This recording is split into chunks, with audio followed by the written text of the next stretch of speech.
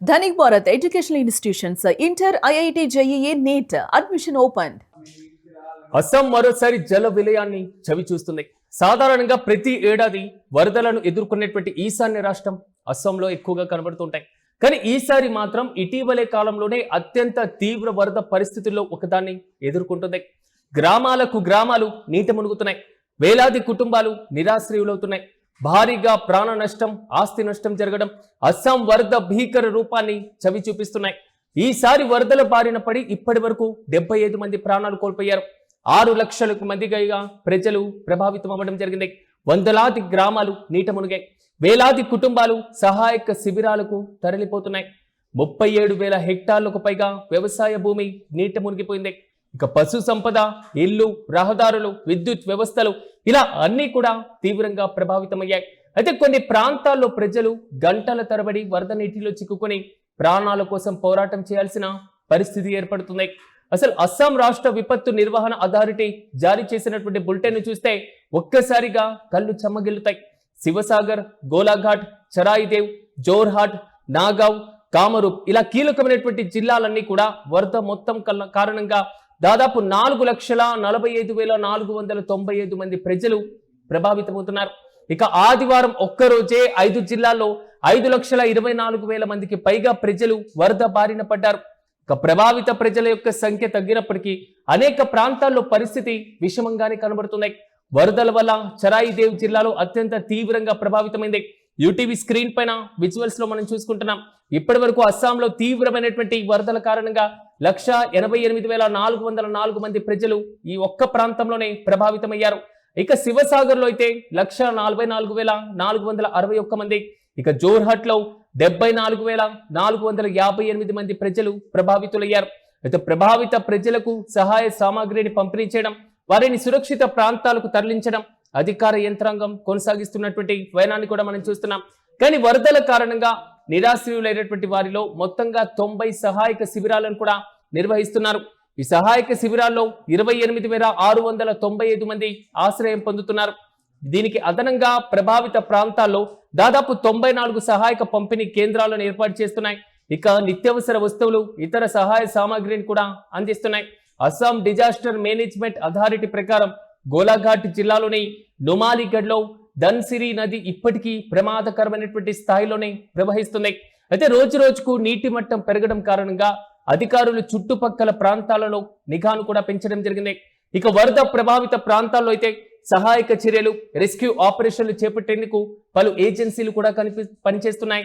ఇక జాతీయ విపత్తు ప్రతిస్పందన దళం NDRF కి సంబంధించినటువంటి బృందాలతో పాటుగా SDRF బృందాలు, పౌర రక్షణ సిబ్బందిని కూడా భారీగా మోహరించారు. అయితే ప్రజలను సురక్షిత ప్రాంతాలకు తరలించడానికి, ప్రభావిత ప్రాంతాలకు సహాయ సామాగ్రిని అందించడానికి 67 పడవలను కూడా మోహరించడం జరిగింది. ఒకసారి మనం యూటీవీ స్క్రీన్ పైన విజువల్స్ లో చూసుకుంటే పడవల్లో ప్రయాణం చేస్తూ రోజు వీధుల్లో ఉండేటువంటి ఆ వీధులన్నీ కూడా భారీ నదులను తలపిస్తున్నాయి. ఇళ్లను మొత్తాన్ని కూడా ఈడ్చుకొని వెళ్ళి కొట్టుకొని వెళ్తున్నటువంటి వైనం, ప్రజలు పూర్తి స్థాయిలో మాత్రం నీటే మునిగినటువంటి వైనం. ఎక్కడికక్కడ పునరావాస కేంద్రాలు కూడా నిర్వహిస్తున్నారు. పడవల్లో అక్కడ ఉన్నటువంటి ఇళ్లలోని ప్రజలను తరలిస్తున్నటువంటి విజువల్స్. అస్సాంలో అసలు ఏం జరుగుతుంది? అస్సాంలో ప్రతి ఏడాది వరదలు సంభవించడానికి గల కారణం ఏంటి? ఈ ఏడాది సంభవించినటువంటి వరదల ప్రభావం ఇంత భారీ స్థాయిలో ఉండడానికి రీజన్స్ ఏంటి అనేటువంటి క్వశ్చన్స్ కూడా రైజ్ అవుతున్నాయి. అస్సాంలో వరదల వల్ల వ్యవసాయంతో పాటుగా పశు సంపద కూడా భారీగా దెబ్బతింది. దాదాపు 37,139.52 హెక్టార్ల పంట భూమి కూడా నీట మునిగిపోయింది.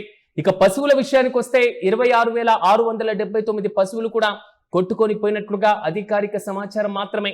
అంతేకాదు ఈ ప్రభావిత జిల్లాలు ఏదైతే ఉన్నాయో అనేక ప్రాంతాల్లో కూడా ఇల్లు, రోడ్లు, ఇతర మౌలిక సదుపాయాలన్నీ కూడా ఎక్కడికక్కడ దెబ్బతిన్నాయి. ఇక పరిపాలన బృందాల పరిస్థితి అయితే పూర్తి స్థాయిలో భారీగా కనబడుతున్నాయి. పర్యవేక్షిస్తూ ఎక్కడికక్కడ కూడా ప్రభావిత ప్రజలకు సాధ్యమైన అన్ని సహాయక సహకారాలు కూడా అందిస్తున్నటువంటి వైనం. మొత్తం మీద అస్సాం భౌగోళిక పరిస్థితులే ఆ రాష్ట్రంలో ఉన్నటువంటి వరదకు అత్యంత సున్నితమైనటువంటి అంశంగా మారుతున్నాయి. అసలు ఎందుకు అస్సాంలో వరదలు సంభవిస్తాయి? వరదలు సంభవించడానికి గల కారణం ఏంటి? అస్సాం దుఃఖదాయినిగా ఉన్నటువంటి అత్యంత బ్రహ్మపుత్ర నది ఉప్పొంగి ప్రవహించడమే దీనికి కారణమా? ప్రతి ఏడాది వర్షాకాలంలో అస్సాం చవి చూసేటువంటి ఈ దుఃఖ సముద్రం, మరి ముఖ్యంగా అస్సాం భారీ స్థాయిలో సంభవించేటువంటి ఈ వరదలకు రీజన్స్ ఏంటి అనేటువంటి విషయాన్ని ఒక్కసారి మనం పరిశీలిద్దాం. టిబెట్ లో నుంచి భారత్ లోకి ప్రవేశించేటువంటి బ్రహ్మపుత్ర నది. దీన్ని మనం అస్సాం దుఃఖదాయిని అని పిలుస్తూ ఉంటాం. దీనివల్ల ప్రతి ఏడాది అస్సాంకి భారీగా నష్టమే మనకు సంభవిస్తూ ఉంటది. ఇక అరుణాచల్ ప్రదేశ్ ప్రాంత కొండ ప్రాంతాల నుంచి భారీగా నీటిని కూడా తీసుకొస్తుంది. దీనికి అస్సాంలో దాదాపు 50కి పైగా ఉపనదులు కలుస్తాయి. ఈ 50 నదులతో పాటుగా అతిపెద్ద నది అయినటువంటి బ్రహ్మపుత్ర నది, ఈ మొత్తం కలగలిసి వానాకాలంలో ఈ నీటి ప్రవాహం ఒక్కసారిగా పెరిగిపోతుంది. ఇక బ్రహ్మపుత్ర నది మరో ప్రత్యేకమైనటువంటి విషయం ఏంటంటే ఇక్కడ భారీగా ఇసుకతో పాటుగా మట్టిని కూడా మోసుకొస్తుంది. అక్కడ పరివాహక ప్రాంతాల్లో ఉన్నటువంటి ఎర్రమట్టి మొత్తానికి కూడా కోతలకి గురవుతుంది. దీంతో నది లోతు భారీగా తగ్గి తక్కువ నీటిని మాత్రమే మోయగల పరిస్థితిని కూడా ఏర్పడుతుంది. ఫలితంగా భారీ వర్షాలు కురిసినప్పుడు నది తన యొక్క గట్లను దాటి ఆ పూర్తి స్థాయి కోతల వైపుగా అడుగులు వేస్తుంది, ప్రవహిస్తూ కూడా ఉంటుంది. అయితే అస్సాంలో వరద సమస్య తీవ్రతను అర్థం చేసుకోవడానికి ఒక్క గణాంకాలు చాలు. ఎందుకంటే రాష్ట్రం మొత్తం భూభాగంలో దాదాపు 39.58% ప్రాంతం వరద ముప్పు ప్రాంతంగానే పరిగణిస్తుంది. అంటే 100% ఉన్నటువంటి అస్సాంలో 40% వరకు ఈ వరదే కనబడుతుంది. ఇది దేశ సగటు వరద ముప్పు ప్రాంతంతో పోలిస్తే దాదాపు 4 రెట్లు ఎక్కువ. అంటే ప్రతి ఏడాది సగటున లక్షల హెక్టార్ల వ్యవసాయ భూమి వరదల ప్రభావానికి గురవుతూనే ఉంది. అంటే అస్సాంలో వరదలు కేవలం ప్రకృతి వైపరీత్యం మాత్రమే కాదు, అక్కడ భౌగోళిక వాస్తవం కూడా. ఏడాది అస్సాం పొరుగునున్నటువంటి ఏదైతే నాగాలాండ్ ప్రాంతాల్లో అసాధారణమైనటువంటి స్థాయిలో వర్షపాతం నమోదవుతుంది. సాధారణంగా అయితే తక్కువ సమయంలో భారీగా వర్షం కురవడంతో కొండ ప్రాంతాల నుంచి ఒక్కసారిగా వరద నీరు మైదాన ప్రాంతాలకు చేరుతుంది. దీనికి తోడుగా వాతావరణంలో సంభవించేటువంటి మార్పులు, వాటి ప్రభావంతో వర్షపాతం తీరు కూడా మారిపోతూ ఉంటుంది. అయితే గతంలో కొన్ని రోజుల్లో కురిసినటువంటి వర్షం ఇప్పుడు కొద్ది గంటల్లోనే భారీగా పడుతుంది. ఇలాంటి ఆకస్మిక వర్షాలతో పాటుగా నదులపైన ఒత్తిడి కూడా క్రమంగా పెరుగుతుంది. కానీ వరదలను పూర్తిగా ఆపడం అస్సాం లాంటి ప్రాంతంలో దాదాపు అసాధ్యమని చెప్పుకోవాలి. కానీ నష్టాన్ని తగ్గించేటువంటి అవకాశాలు మాత్రం చాలానే ఉన్నాయి. ఇక్కడి ప్రభుత్వాలపైన కూడా విమర్శలు వ్యక్తమవుతూనే ఉన్నాయి. ఎందుకంటే అస్సాంలో ఏర్పడేటువంటి ప్రతి ప్రభుత్వం కూడా ఎన్నికల సమయంలో వరద ప్రభావిత ప్రాంతాలపైన ప్రత్యేకమైనటువంటి ఫోకస్ పెడతాం, వరదలు రాకుండా నియంత్రిస్తాం, దీనిపైన అనేక కమిటీలను ఏర్పాటు చేస్తాం, వరదల కారణంగా ఏదైతే నష్టపోయినటువంటి కుటుంబాలకు ఉన్నాయో ఆర్థికంగా సహాయాన్ని అందిస్తాం, దీంతో పాటుగా పునరావాస కేంద్రాలు భారీ ఎత్తున ఏర్పాటు చేస్తాం. ఇలాంటి గుంపగుత్త హామీలతో మేనిఫెస్టోలను రిలీజ్ చేయడం ఒక పరిపాటిగా మారిపోయింది. వరదలను నియంత్రించేందుకు అస్సాంలో 1000 కిలోమీటర్ల మేర కట్టలను కట్టాలి. ఇది ఎప్పటి నుంచో ఉన్నటువంటి ప్రధానమైనటువంటి డిమాండ్. రాష్ట్రంలో 4473 కిలోమీటర్ల మేర కట్టలు ఉన్నటువంటి విషయంగా గణాంకాలు చెబుతున్నాయి. అంటే ప్రతి ఏడాది భారీ ప్రవాహాలను కొన్ని చోట్ల ఇవి బలహీనపరుస్తున్నాయి. కట్టలు తెగిపోవడమో, బలహీన ప్రాంతాల్లో నీరు చొచ్చుకు రావడం వల్లనో ఒక్కసారిగా గ్రామాలన్నీ కూడా నీట మునిగిపోతున్నాయి. అసలు అస్సాం వరద నిర్వహణలో ఎక్కువగా సహాయక చర్యలు, కట్టల మరమ్మతులు, తాత్కాలిక రక్షణ, ఈ పనులపైనే దృష్టి ఉందని విమర్శలు కూడా వ్యక్తమవుతున్నాయి.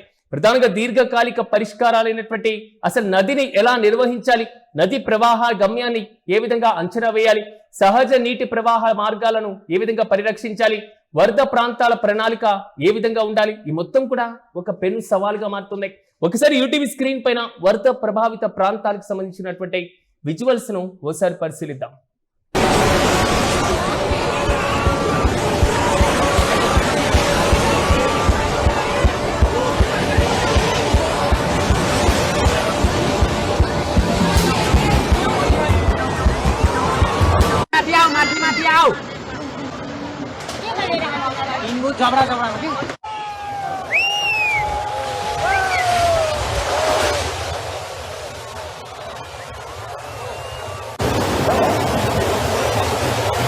Find the door.